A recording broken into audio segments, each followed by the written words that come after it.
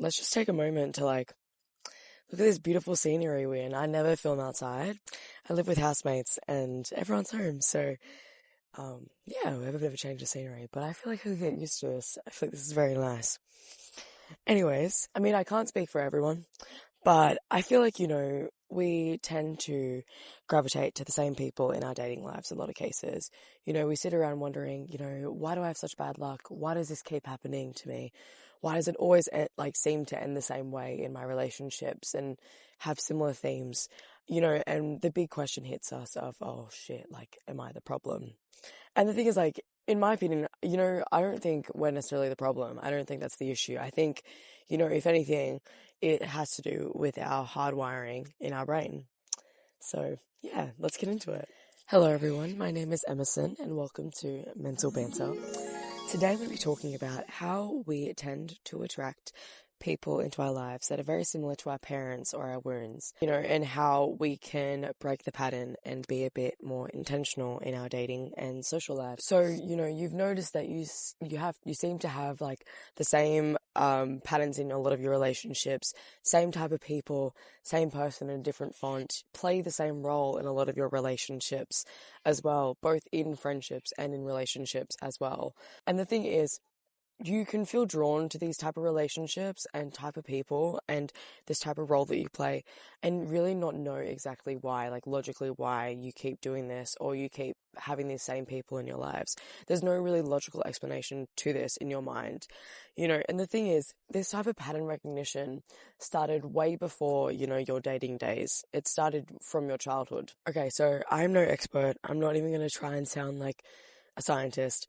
But, from my research, I have written down here, according to the Harvard University Center on the Developing Child, in the first few years of life, the brain forms 1 million new neural connections every second. This pace is never repeated again in your life. So your mind is very vulnerable when you were younger, for all the information it takes in. It is quite literally a sponge and it absorbs everything. And it therefore molds your understanding of the world, the things around you, and love and connection itself. You have an emotional center in your brain, and it's called the limbic system, if we're going to get technical. And when you're younger, this develops way faster than your logical thinking center in your brain. So your early memories of love and connection are stored more as bodily sensations than logical thoughts when you were younger. So this can really explain, why we feel so drawn to certain people, but not exactly know why. It's because it's a bodily sensation that feels familiar, but it's not like a logical, conscious thought process that we have in our mind. This is why we can feel so much, maybe passion and chemistry with certain people and really not know exactly why. And, as you get older, your brain obviously adds to these pathways in your brain. It creates new ones, new connections, new understandings, and it also rules out what isn't used anymore as well. We'll be talking about some classic common parent archetypes that you might have experienced when you were younger. You have the emotionally avoidant parent. So, for example, when you showed emotion, need for comfort, big emotions, you were rejected or abandoned, essentially, or your parent pulled away. And this kind of, over time tells your brain that big emotions equals abandonment and vulnerability equals danger. And this can lead you in your adult life to attract certain partners into your life that are emotionally avoidant because it brings back that similar comfortable spark. And, chasing for love and validation feels pretty familiar to you. So you might feel drawn to partners that represent similar themes to your parents. There's the hypercritical parent, and this can be you observed when you were younger your parent getting mad or frustrated with you when you made mistakes or didn't perform perfectly or correctly in the manner that they wanted to. And this kind of tells your brain that you are only safe and loved when you perform perfectly or don't fuck up or are useful.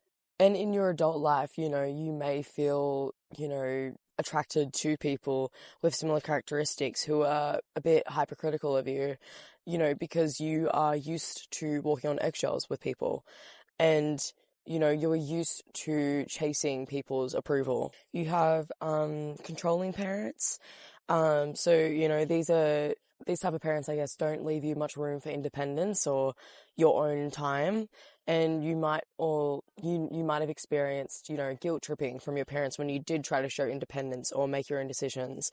And, this can lead you to having a belief system of love to be, I guess, suffocating and with no boundaries. And it kind of might teach you that independence, equals hurting the people you love.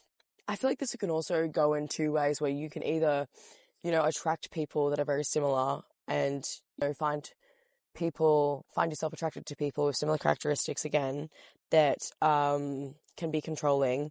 Or I feel like in the other way, you might run away or completely avoid closeness or relationships with people because you want the complete opposite. You want freedom, and you resent any type of relationship because relationships equal suffocation to you.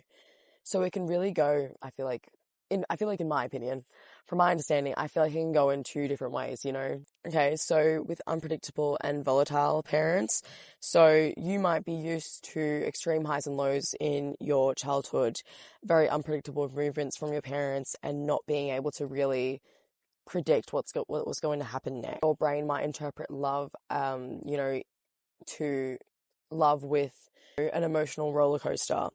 And again, in your adult life, you might seek that same experience with your partners and your friendships. And calm people and experiences, might not really satisfy you, and it might feel boring for you because you were so used and trained almost to, be in an emotional roller coaster with somebody and experience extreme highs and lows. You can have like a helpless parent, so a parent that may use you as a therapist, cry to you about their problems, or treat you like an adult from a very young age, in a sense. And this can kind of tell your brain that your value lies when you are taking care of people. You might think that you are only loved if you are fixing somebody. And in your adult life, you can become a magnet for people who need saving. You might feel really drawn to people with messy lives because you want to fix and you want to save and organize. Now, obviously not all parents fall under these categories. These are pretty, generic and common archetypes for parents. And it's not to say also that every parent has to fall under one of these categories. It's not every parent's freaking evil and is just, ruining our love lives, of course. But, it is a spectrum, and you can have a really healthy relationship with a parent and have a great parent who still might slightly fall under one of these categories in a sense, or you might have experienced moments in your childhood, maybe not from them, but in your childhood that had these type of themes that left an imprint on you. And you know what? There's no way to compare trauma in your childhood with other people, but I think, no one really gets out unscathed either. I feel like, we all experience certain things in our life that can leave an imprint on us and an imprint on the way we view relationships, love, connections, and friendships. So why do we stay with these people? Why do we kind of want these people? Even though we might consciously be like, I hate this, why do I keep attracting? Sorry, I'm right next to an airport. Why we stay in these relationships, or why we might feel drawn to these certain type of people, even though consciously we might be like, this sucks, why am I doing this to myself? Why do I keep experiencing this? But why we might deep down feel really drawn to these type of people. In a lot of cases, we are trying to get something that we felt that we didn't get when we were younger. And if we find people that are very similar to our parents in our dating life or have similar themes to them, we almost, I guess we tend to try and get that approval from them or get that love and connection. And I feel like to us, it kind of tells us that if I can win this person's approval, then I can win my parents' approval. Or it kind of just fills that void that we didn't really get when we were younger, or we didn't really feel like we got when we were younger. I feel like one of the most common examples is like with emotionally avoidant people. If you are essentially attracted to very emotionally avoidant people, it might be because, one of your parents was emotionally avoidant and you feel like you didn't really receive that connection when you were younger. And you might attract certain like emotionally avoidant people into your lives because you keep chasing that feeling of being chosen by an emotionally avoidant person. And I guess to you and to little you that lives within you, that kind of tells you that you were worthy of the love that you didn't feel like you received, or worthy of the connection that you didn't feel like you received. And it's like, if I can just get this person who doesn't want to choose anything to choose me, that will make me feel chosen, worthy, and loved. And you know what? Like, I'm woo-woo. I really believe like in soul contracts, and I believe that, not with everybody, but I think in certain connections that we have with people, I don't believe that two people just meet for no freaking reason. I feel like sometimes, sometimes people come into our lives to show us our wounds and, to show us what needs working on. And, sometimes we might not maybe find a healthy, genuine connection in people, but we can reflect on our own wounds and learn to work on them as well. I feel like in either way, you can interpret it as, a lesson, as a blessing. So without going through these certain experiences, you might not have learned that this is something that you still carry from your childhood.